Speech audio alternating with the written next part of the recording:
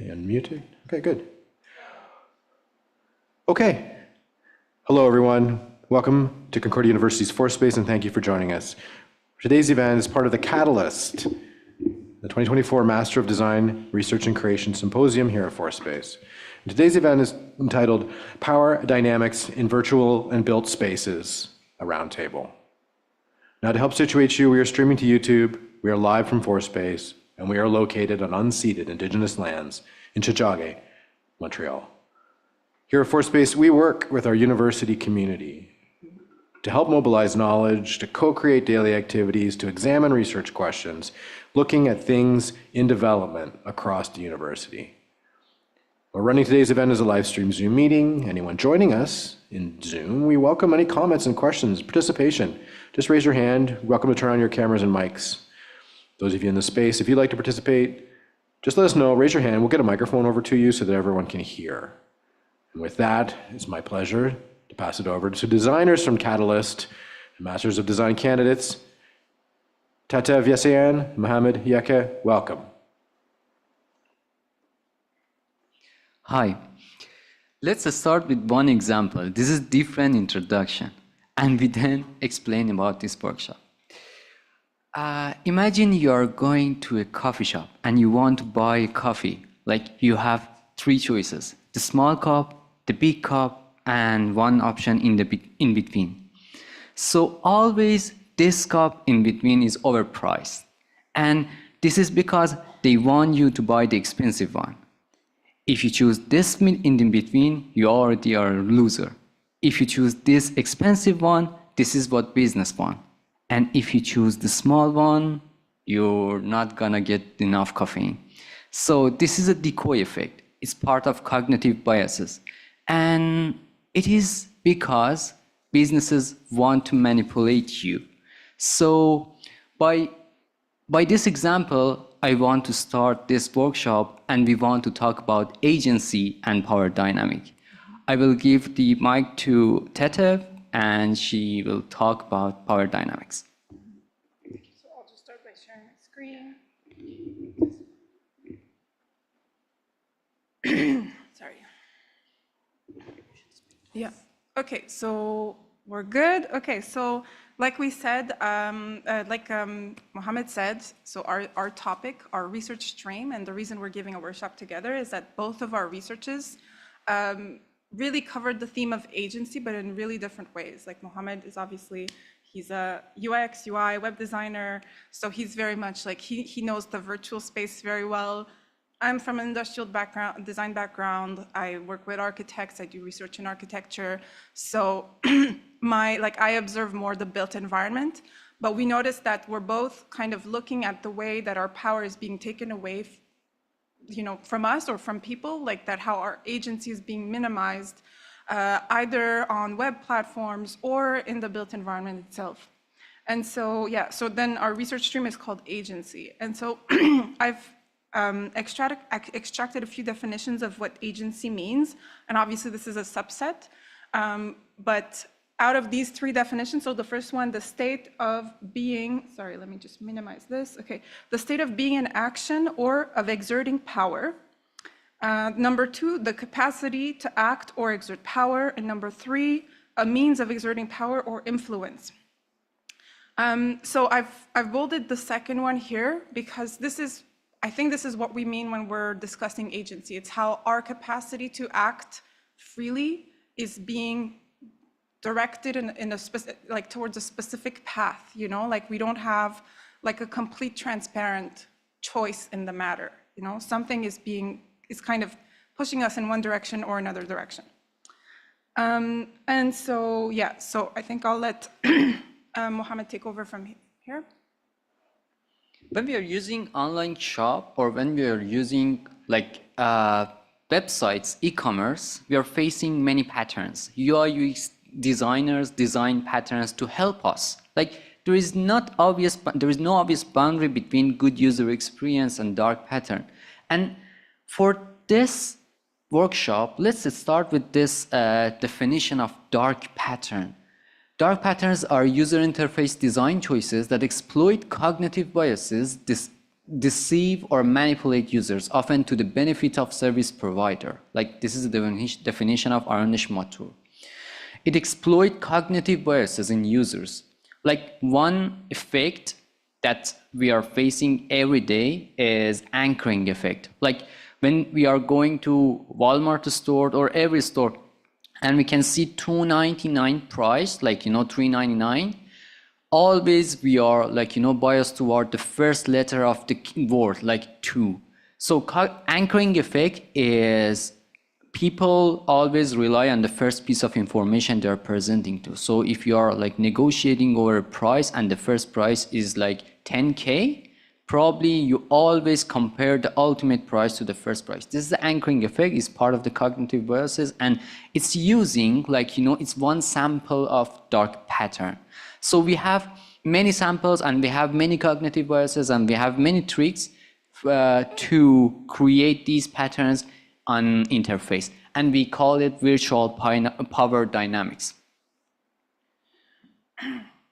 And we have like 5 types of dark pattern. This taxonomy is defined by Arnish Matur because we are following his paper. The paper called Dark Pattern at a Scale, if you want to search. But we have 5 types of dark pattern: asymmetric, covert, deceptive, and hide information. Hide information and restrictive.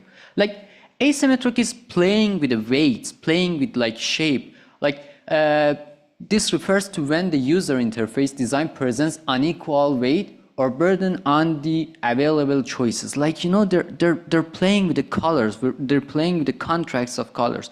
Like one example is when you open a website and you see a banner like accept cookie or decline cookies, and like the accept button is bolder, the accept button is like more obvious than the cancel button. Or if you want to like unsubscribe from a mail list, you have like, you have a small gray button that is not easily touchable and seeable. The covert like means the effect of the user interface design choices that is hidden from user. When we have like these 3 options, the second options that is in between, it's hidden for us. This is our price, and they push us by putting this toward the expensive option. This is a covert effect. Deceptive is the using like deceptive sentences in their online shops. And the hide information, when you are like using applications or games, you see advertisement and you see ads. And this ad has a close button, but it shows like after 10 seconds or 50 seconds, they hide the information. They hide close button. So this close button is like information that business want you to first see the ads, and after that you can close that ad. And this is part of hide information, and this is part of the dark pattern. And restrictive, they just make the close button small as possible to restrict your choice. That is actually a dark pattern as well. Okay, so now we can switch to the same kinds of like definitions of what those power dynamics look like in the built environment, and how to observe or analyze these power dynamics once again in the built environment. So what I have here first is a quote by Michel Foucault. He says, "In itself, the exercise of power is not a violence that sometimes hides or an implicitly renewed consent. It operates on the field of possibilities, in which the behavior of active subjects is able to inscribe itself. It incites, it induces, it seduces, it makes easier or more difficult, it releases or contrives, it makes more probable or less. In the extreme, it constrains or forbids absolutely. It's a set of actions upon other actions." And so I think this is already like also connecting to the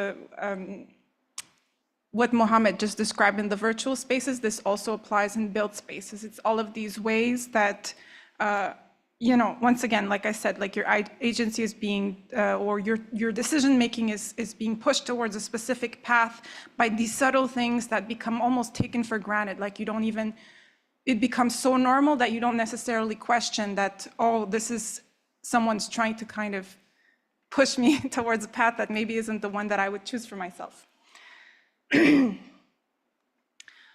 So I have two frameworks to explain here that I think are really useful when we're trying to understand power dynamics in the built environment.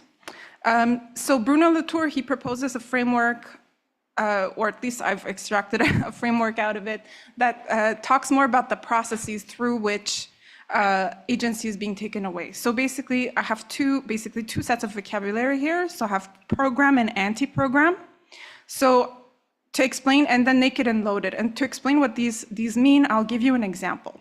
So, and this is an example that Bruno Latour himself uses. He says, imagine you have a hotel reception, like a hotel lobby, and there's this sign that says, please leave your keys at the reception. Because the hotel manager wants the clients to leave their keys at the reception. That is the program. That's basically what the manager kind of puts out as, this is what he wants to happen. But the anti-program is for clients to take the key with them outside or like forget to bring it, you know, like the anti-program is the kind of the opposite natural tendency that maybe the client would have in this situation.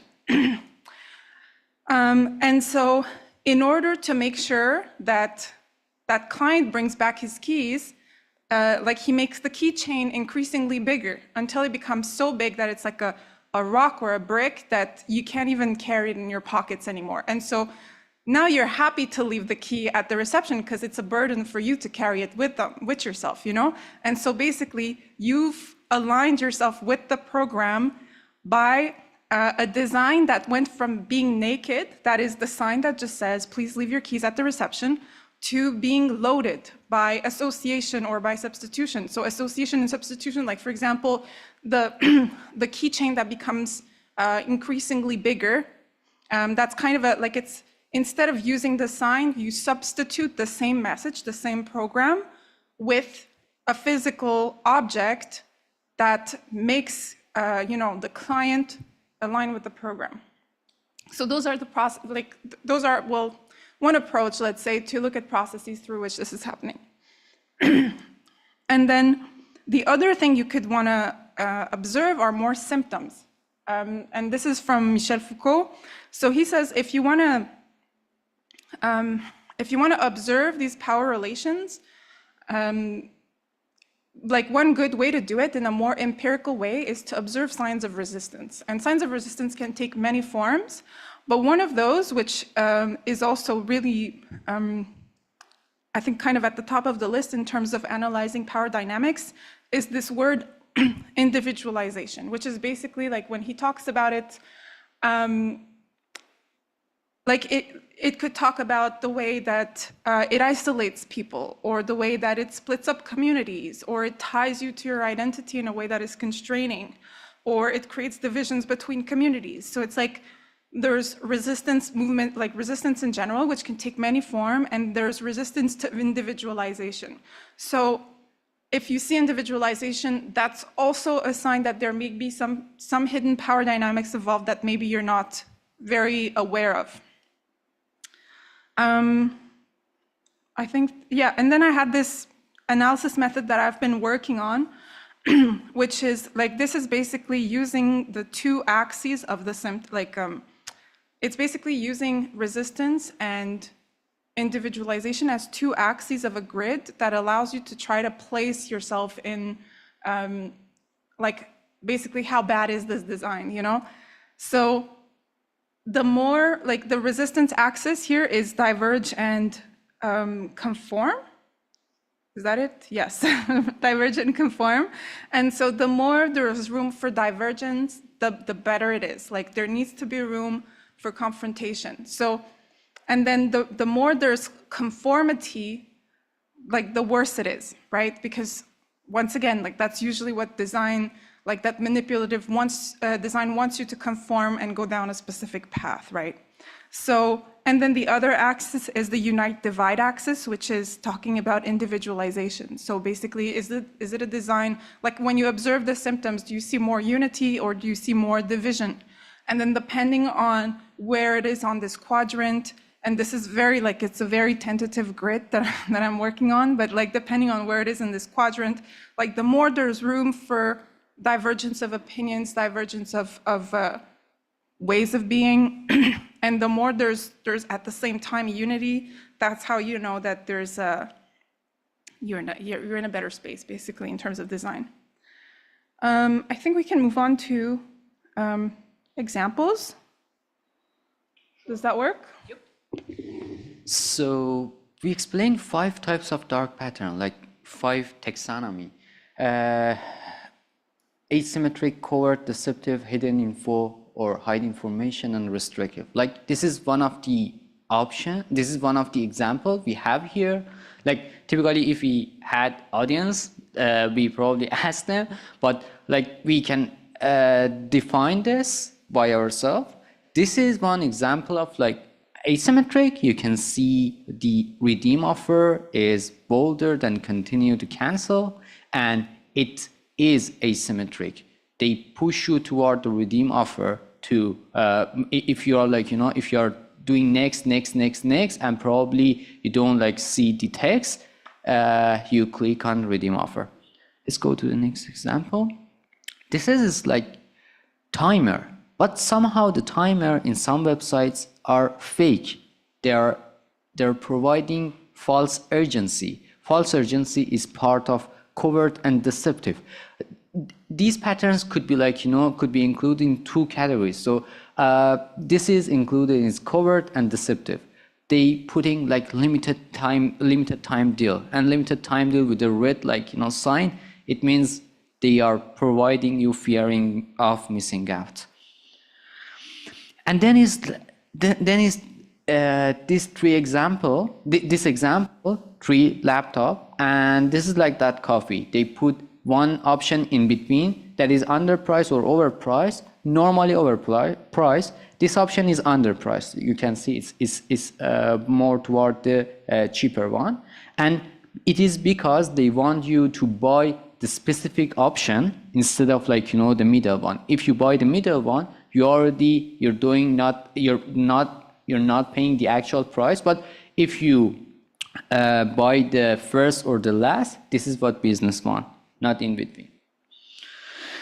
And this is an example of hide information and restrictive. You can see the close button in advertisement. You can see like, you know, 70. This is a good example. In some examples, they restrict you and you cannot see the close button. In this example, you can see the close button, but you should wait for like 17 seconds to push to be able to click that button. And this is example for Tatev. Yep. Okay, so then, yeah, I have a couple of examples too. And this, once again, this would be more of a brainstorming type of an activity. So, but what I saw in this picture when I put this in one of the examples was very much what, you know, like Bruno Latour's processes system, framework, right? Where there's the no camping site that's like a naked program, but then since people maybe won't necessarily care about the sign, they've put rocks there and they've loaded it by substituting the sign or associating the sign with something that is physical in order to make sure that the program is followed. And then here we have concrete benches that are separated with these sticky, like metal pieces that are sticking out. And so this is like a famous example of hostile architecture, so that you want to make sure that nobody sleeps on these things. You know, you can only sit on it. And since it's concrete, you probably don't want to sit on it very long anyway, because it's not the most comfortable. So it forces your behavior in a certain way, basically. It's like meant to be kind of a transitory. You sit on it for, I don't know, 5-10 minutes, and then you're like, okay, my butt hurts. I'm gonna get up and leave. That's the most you can do on a space like this. Oh, sorry. And then one last example that I have here, which is La Place des Arts. And this is something that one of my profs kind of made me pay attention to, is that it's really interesting how, you know, this is the kind of space that is completely, there's no, how to explain this? It's like, this is a place where you feel exposed. There's no place to hide. There's not even really benches. You kind of sit on those stairs when there's a festival, but when there's nothing going on, maybe it's not the most comfortable space to be in. It's very much like it's a public space in the center of the city, but it's really just meant for you to kind of to accommodate large crowds, and that's pretty much it. There's nothing that really happens there in the winter or in general when there's not a festival, right? Because it's not the most comfortable place, comfortable public space to just kind of sit down and talk with your friends or meet with people. It's very much like this kind of exposed concrete landscape. And that's it for my examples. After that, we just had some discussion questions, but I think we can probably, unless you're interested in discussing with us some of these questions about your own experiences, yeah? Let me bring a microphone over to you. Okay.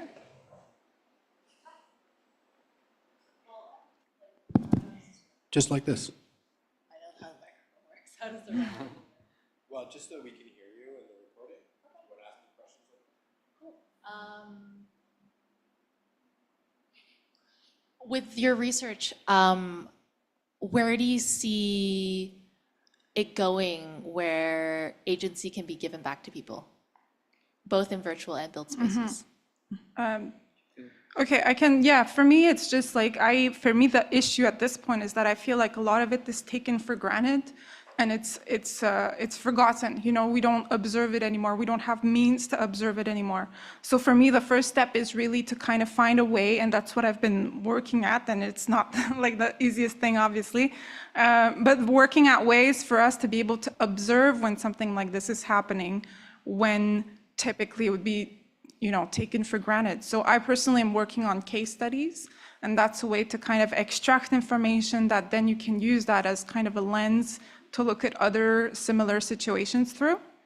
But yeah, it's like if people don't notice that something, like if these power relations are hidden from us, there's nothing we can do about it. It's when we see that something is happening that people maybe can resist in whatever way. And there's all sorts of ways to kind of fight back and be like, okay, like either people stop paying for, I don't know, Amazon that has a covert, like using Amazon in general that has a specific type of a design that does kind of enforce you to purchase certain things that maybe you don't want to purchase or whatever it is, right? Ultimately it has to become like a personal choice that everybody makes after noticing what's happening. But most people kind of, I feel, are a little bit oblivious of what's going on because we're always also bombarded by information. It's like an overload all the time.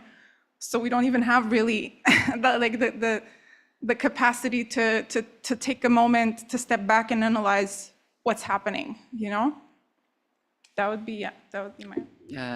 And to step back and analyze is good example for me as well. I'm more practitioner, so my research is to develop a plugin that at Chrome extension, you already can use the plugin over there. It's ready.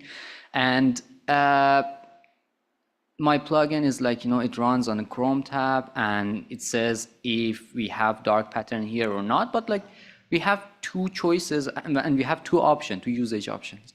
And first is, it is for designers. When they are designing the user interface or user experience, the interaction designers, they can run the plugin under like design and they can see if they're unintentionally design something that is bad and they should like, you know, undo their thing. And the second one is for public awareness. You have like Federal Trade Commission, they're suing companies that they're like, you know, using this normally in their normal routine design. And this is for public awareness to make them sure we support you through these commissions, through these like, you know, regulations. And my first intention is like, better, like helping designer to design better or unlearn something. But the second one is important as well, public awareness, because most of the people, they don't know about dark pattern. Dark pattern is a new term. It is like, it coins by Harry Brunel 10 years ago. So it's good to like, spread it out. Okay, well, now I have a question for you. I have one more question Okay. about social media, if you can answer. Okay, have you noticed that pattern taking hold as social media has been changing, and like now that things have been monopolized between the 3 or 4 major social media sites? Because I think the design of them when they were started like 10, 15 years ago is very different than it is now, right? And I imagine that there's something about this. Have you noticed patterns within that? Yes, exactly. Like we have gestures, so that's a pattern as well. Like try to manipulate user gestures or try to like force user gestures. Like scrolling is one pattern, and scrolling is part of the gesture in interface. And like when you develop a software to force users just scrolling, it reduces your like your time attention. Your and like it's a pattern as well. But that kind of pattern is hard to recognize. It is like more behavior. And for me, is basically the atomic design element detection than like gesture and behavioral detection. So my research is not related to like behavioral science. Is related to the user interaction design. I don't know if I answer you. But I mean specifically with the use that I'm talking about the UI. I'm talking about the UI. Have you noticed that there's been changes in the last 10, 15 years that like kind of, I guess, manipulate users to stay on longer, things like that with Twitter, Instagram, and Facebook? Yeah, exactly. So we have like we have notification patterns. So notification patterns, they use a badge, red badge. Why we are using the red color? Because it it keep your attention live, and it keep you go open and open again. Like after 1 minute, after 2 minutes, you want to open again, and you clear out that red badges. But and that's part of the pattern. You want to improve the user retention, and that user retention improvement is part of dark pattern as well.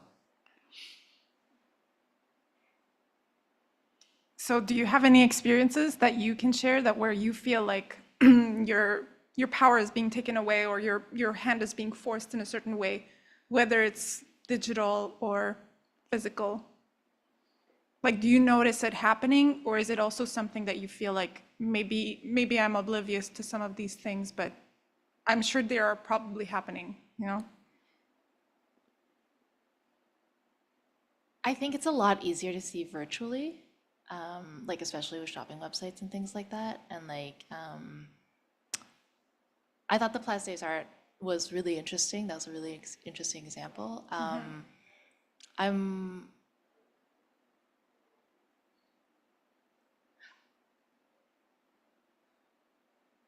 I think I've noticed that the metros tend to, I don't know, I guess these are just more like urban design patterns. I don't know if that has anything to do with it, but like I've noticed that in Montreal they don't have a lot of escalators, or not, they have escalators, tons of escalators, but not a lot of elevators. And like they seem to be very specific, and like, for example, Guy Concordia doesn't have an elevator, which doesn't make any sense. Which one? Sorry? The one right here, this metro doesn't have an elevator, even though there's tons of students who I imagine some of them would be disabled. But yeah, I'll have to start noticing, especially No, in the build absolutely. patterns. That's one of those ways too, right? So that's where I meant when we were talking about individualization, how it excludes certain people. So that like anything that kind of creates a division or marginalizes a community, that means there's kind of a power dynamic at play there, where some people are being prioritized over others. So yeah, that could definitely be one of them. Okay, so yeah, I don't know. So yeah, Should we that's wrap it. this up, or? Yeah, thank you so much for like being here, and yeah, this was our presentation. Thanks.